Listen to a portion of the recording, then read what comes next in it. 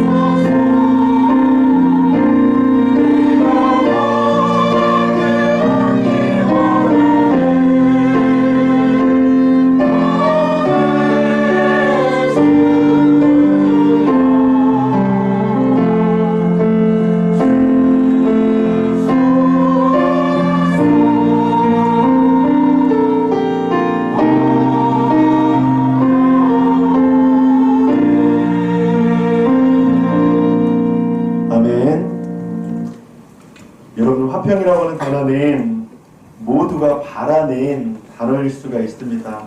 여러분, 화평이라는 단어를 평안, 또 평화, 그리고 평강이라고도 이야기를 할 수 있는데, 그래서 본문을 평화를 만드는 자는 복이 있나니 하나님의 아들이라 일컬음을 받을 것이며, 그렇게 말씀을 할 수도 있습니다.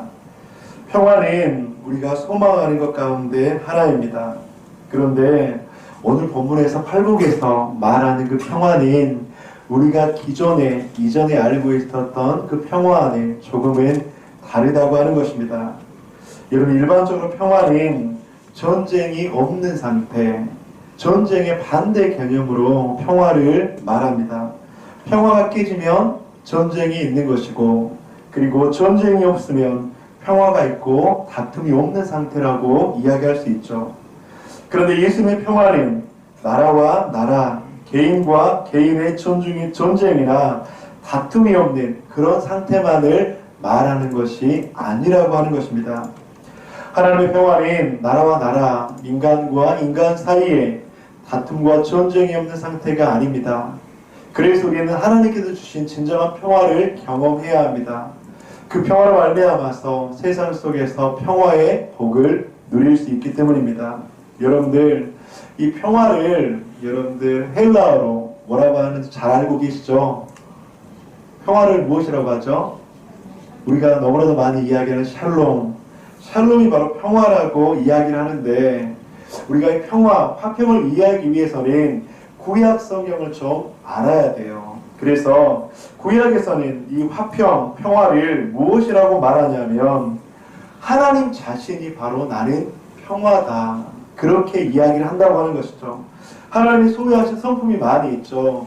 자비하신 하나님, 긍휼하신 하나님, 인자하신 하나님, 또 화평하신 하나님, 그런 것처럼 이 평화는 바로 어떤 상태가 아니라 하나님 그 존재를 가르칠 때 바로 평화라고 말씀하고 있는 것이죠. 그래서 이 평화는 전쟁을 하지 않고 다툼이 없어야지 만들어지는 것이 아니라 하나님께서 우리에게 허락하실 때, 하나님께서 우리에게 주실 때 우리는 이 평화를 누릴 수 있고 받을 수 있다고 하는 것입니다.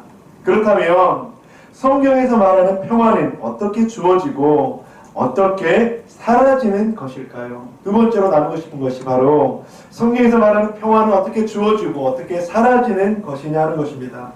여러분, 구약 성경에서 평화에 대해서 계속적으로 말하는데 이사야 선지자는 이 평화, 평강에 대해서 이렇게 말씀하고 있습니다. 이사야 48장 18절, 내가 나의 명령에 주의하였더라면 내 평강이 강과 같았겠고 내 공의가 바다 물결 같았을 것이며. 여러분, 구약 성경에서는 하나님의 말씀에 주의하였더라면, 즉 순종할 때 그 평안이 임한다고 말하고 있습니다. 반면에 이사야 48장 22절, 여호와께서 말씀하시되 악인에게는 평강이 없다 하셨느니라. 하나님께 불순종하는 악인에게는 평화가 없다고 말씀하고 있다고 하는 것이죠. 즉 평화는 하나님께서 주시는 것입니다. 하나님께 순종할 때 평화는 임합니다. 하지만 악인에게는 평화는 없다고 하는 것이죠. 여러분들, 만약에 여러분들이 죄를 짓잖아요. 그것도 좀 심각한 죄를 지어요.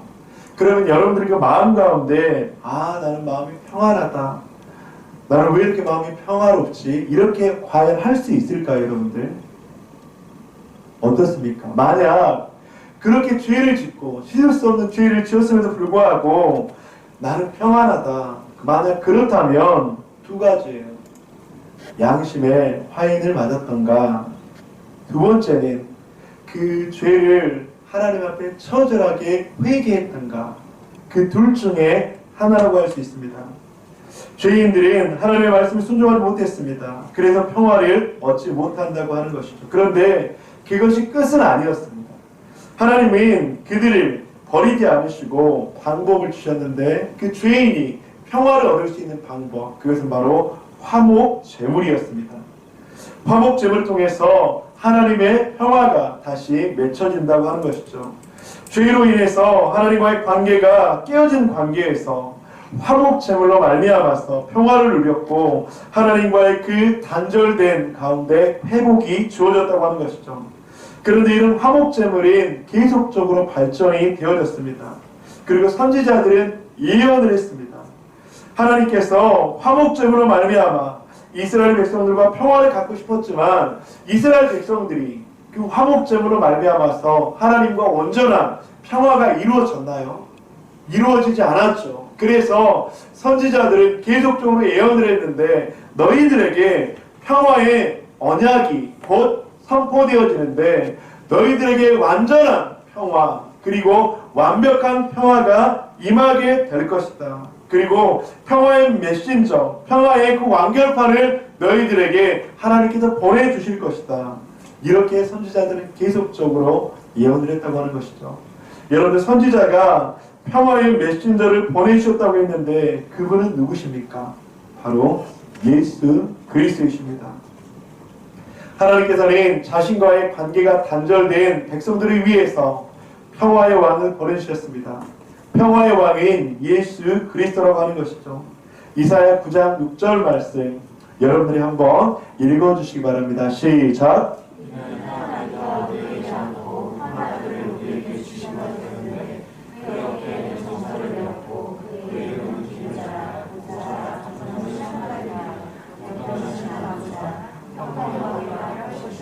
하나님께서는 타락한 인간들을 위해서 계속적으로 시도하셨어요. 평화를 맺기 위해서. 근데 그 인간들과 하나님과의 그 단절된 관계는 도저히 평화로울 수가 없었습니다. 그래서 하나님께서는 한 사람을 보내주셨습니다. 바로 평강의 왕 예수 그리스도라고 하는 것이죠.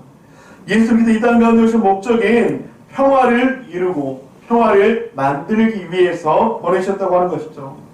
사람들이 원하는 정치적으로, 경제적으로, 군사적으로 그런 평화가 아니라 굶주림이 사라지고 전쟁이 없어지는 그런 평화가 아니라 하나님과 단절된 인간, 하나님과 단절된 인간의 관계를 바로 평화롭게 하기 위해서 하나님께서는 예수 그리스도를 보내주셨다고 하는 것이죠. 평강의 왕으로 오신 그 평화를 누릴 때 우리는 여러분들 세상 속에서 위기와 고난 속에서 평화를 누릴 수 있다고 하는 것이죠. 여러분들 우리가 진정으로 예수 그리스도의 그 평화를 누릴 때 우리는 세상 속에서 평화를 누릴 수 있다고 하는 거예요.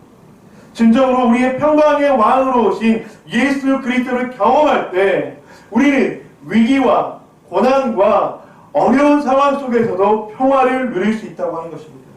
그래서 천사들은 아기로 오신 평강의 왕 예수님을 이렇게 표현합니다. 누가복음 2장 14절 지극히 높은 곳에서는 하나님께 영광이요 땅에서는 하나님이 기뻐하신 사람들 중에 평화로다 하니라. 누가복음 2장 14절에 여러분 우리가 좀 자세히 보아야 하는데 예수님의 평화는 세상의 모든 사람들을 위해서 주신 평화가 아니라는 것을 우리는 알아야 된다고 하는 것이죠. 여러분 여기서 우리가 좀 말을 자세히 좀 주의 깊게 들어야 됩니다. 세상 모든 사람들에게 주기 위한 평화가 아니라 하나님이 기뻐하신 사람들 중에 평화로다. 즉 하나님의 은혜를 입은 자들에게 평화를 주기 위해서 예수님께서는 오셨다고 하는 것이죠. 성도님들 우리가 생각하는 평화는 무엇입니까? 다툼이 없고 전쟁이 없고 불협화음이 없고 논쟁이 없는 여러분 우리는 그런 평화를 알고 있는데 하나님께서 우리에게 주시고자 하는 그 평화는 예수 그리스도를 통해서 믿는 사람들에게 구원받은 하나님의 백성들에게 주시는 평화라고 하는 것이죠. 사랑하는 성도님들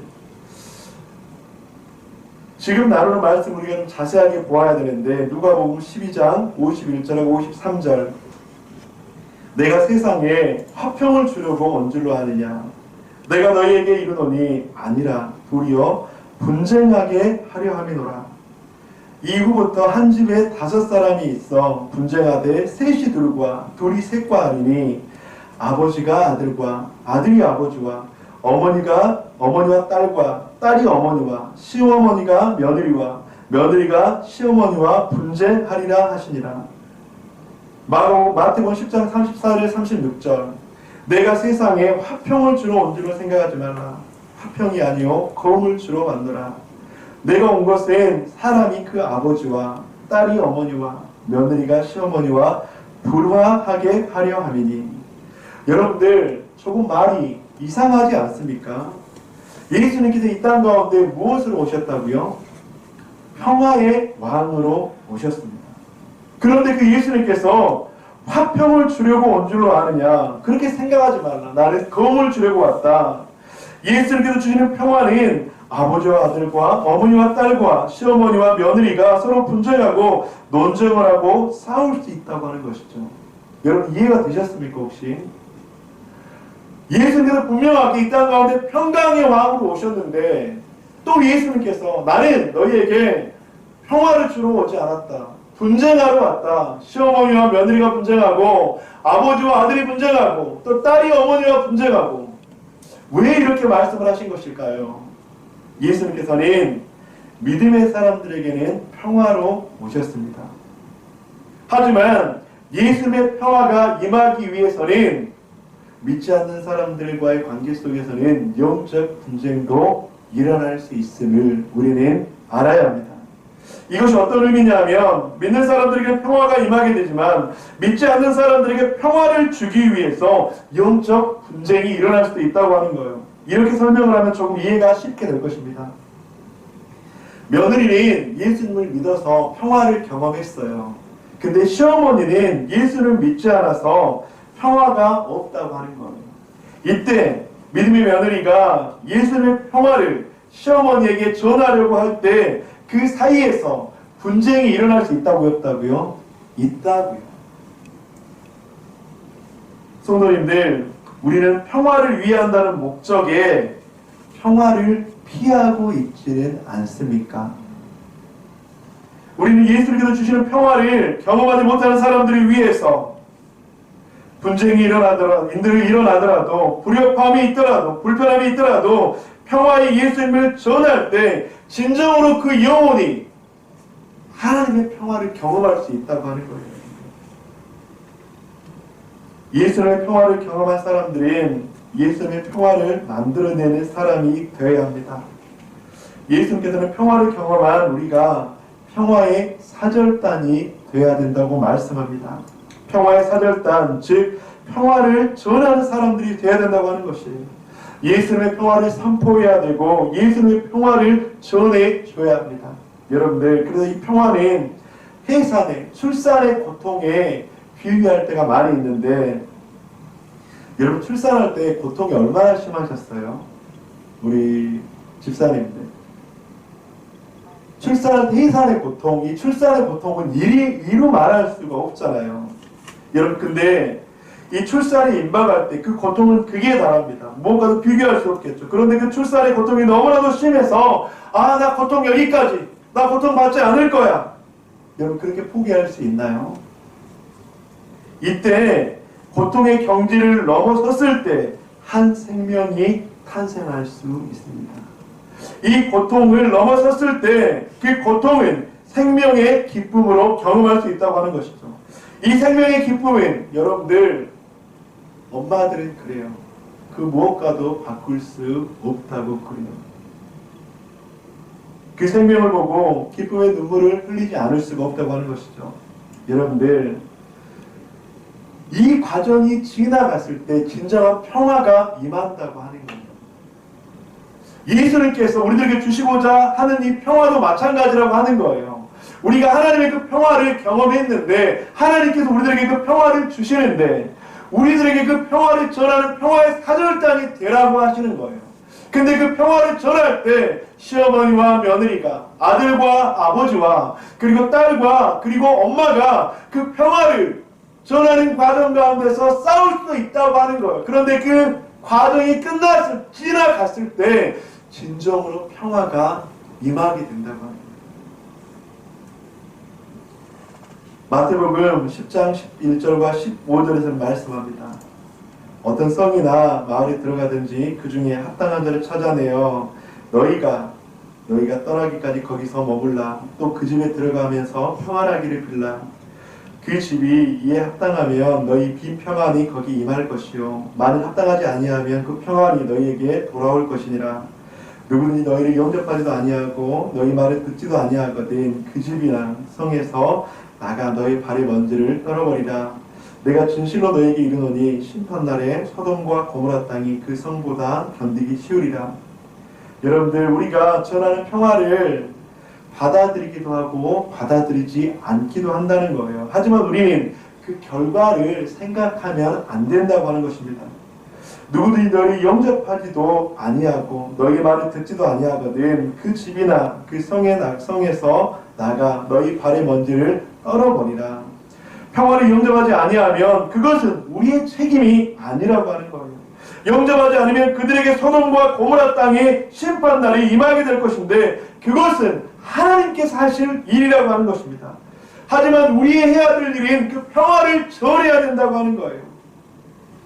그 진정한 평화를 맛보기 위해서 영적 전쟁과 분쟁이 일어날 수도 있음에도 불구하고 우리는 그것을 전하는 것이 우리가 바로 하나님께서 우리들에게 요구하시는 화평케 하는 자라고 하는 것입니다. 지난주 수요일 날 매달 한 번씩 있는 산층 보리울 데이케어 센터에서 예배를 드렸습니다. 이번에 말씀을 전하면서 예수님의 평화를 그렇게 전했습니다. 그러면서 제가 좀 그렇게 질문을 했어요. 어르신들, 요즘에 가장 불안하고 두려운 게 무엇입니까? 그렇게 물어봤는데 어르신들의 가장 많은 대답이 뭐였는지 아세요? 뭐가 제일 불안하고 두려웠을까요? 코로나. 코로나 때문에 건강이 제일 걱정된대요. 그래도 그분들이 건강하신 분들인데 그러면서 그것이 걱정되고 두려웠대요. 여러분들, 그런데 코로나로 인한 건강에 대한 두려움은 궁극적으로 무엇에 대한 두려움이죠? 죽음. 죽음에 대한 두려움인 거예요. 그런 어르신들에게 예수님의 평화 복음을 전하면서 예수 천국 불신족 다시 한번 복음을 전했습니다. 근데 이제 제가 갈 때마다 저를 참 반겨주신 좀 그 할머니가 한 분 계세요. 장점자 어르신이라고 있는데 제가 가면 굉장히 반겨주시는데 말씀만 전하면 얼굴이 싹 바뀌어요. 그러면서 이제 제가 천국과 지옥 이야기하면 무슨 천국이 있냐고 말하는데 방해를 해요. 막 무슨 천국이 있냐고 무슨 지옥이 있냐고 이제 그런 분이세요. 그런 분이신데 그러면서 그럼에도 불구하고 이번에도 말씀을 전하고 이제 했는데 그분이 조용한 거예요. 그러면서 이제 우리의 그 두려움의 문제는 예수 그리스도만이 해결해 줄 수 있다. 그러면서 예수 믿으면 천국 갑니다. 예수님 믿지 않으면 지옥 갑니다. 그렇게 이야기를 했는데 그러면서 천국의 소망을 이야기하는데 그분이 예수님을 받아들였어요. 그 이야기를 하는데 눈시울이 빨개지더라고요. 그러면서 기도를 따라하더라고요. 사랑하는 성도님들, 천국이 어디 있느냐, 지옥이 어디 있느냐 그렇게 얘기하셨는데 천국 가고 싶다고 영접 기도를 하는 거예요. 저도 놀랬습니다. 그러면서 하나님의 때가 분명하게 있구나.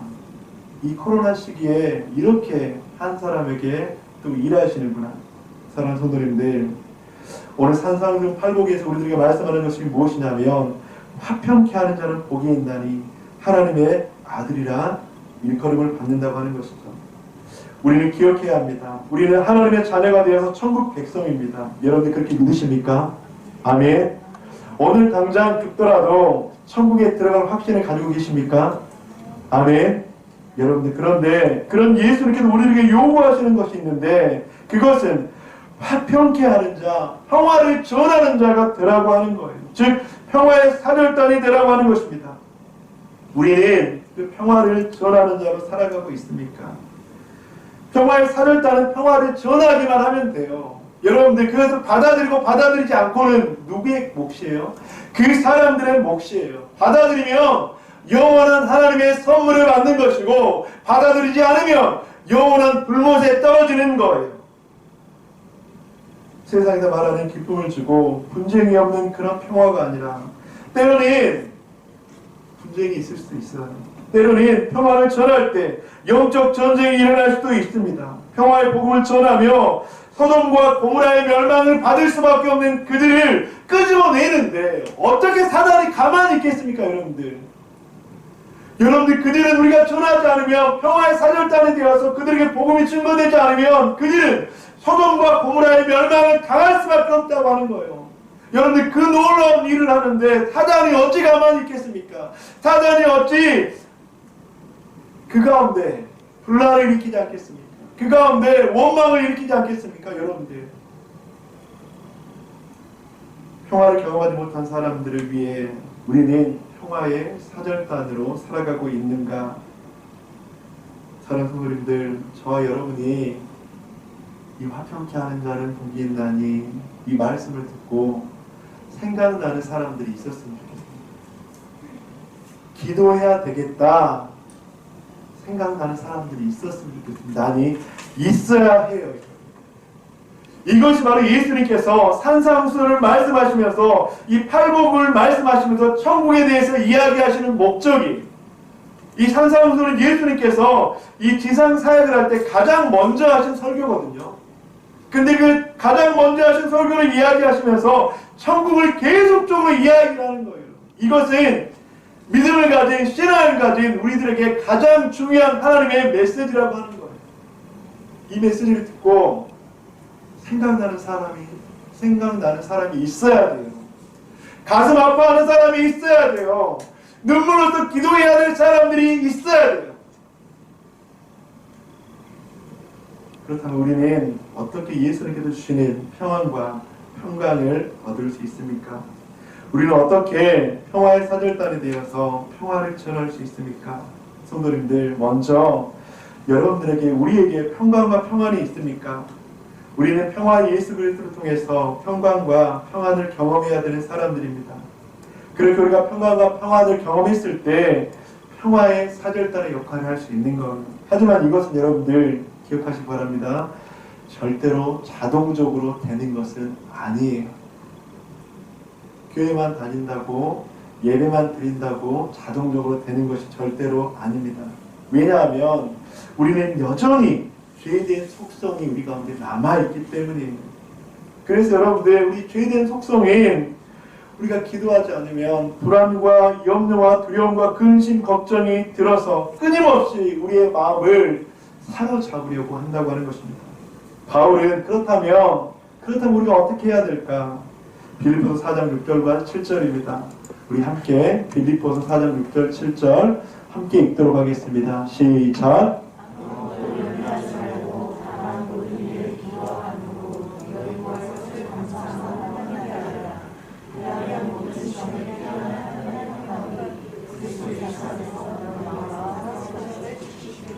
그리하면 모든 지각에 뛰어나신 하나님의 평강이 그리스도 예수 안에서 너희 마음과 생각을 지키시리라.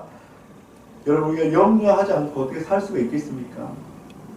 걱정하지 않고 어떻게 살 수 있겠습니까? 저도 날마다 걱정하고 근심해요. 하지만 사도 바울은 그런 모든 생각들이 들 때 하나님 앞에 기도하라고 말씀합니다.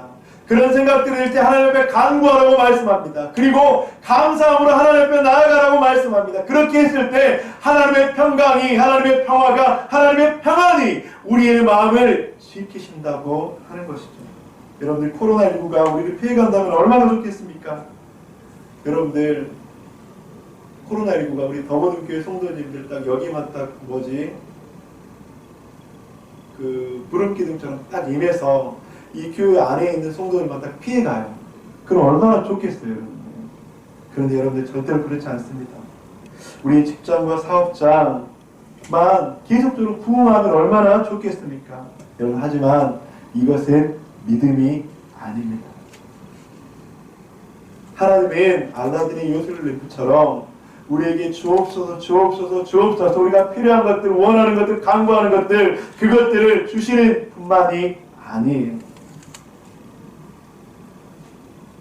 이런 상황 속에서 과연 평강과 평안을 얻을 수 있을까? 이 코로나19의 상황 속에서 여러분들 평강과 평안이 임할 수 있을까요? 있을 수 있어요. 잠시 잠깐에. 왜냐하면 계속 잘 되기만 하면, 계속 어려움이 없으면 우리는 어쩌면 평화가 평안이 계속 있을 수는 있어요. 그런데 여러분들, 그것은 진정한 평화가 아니라고 하는 것이죠.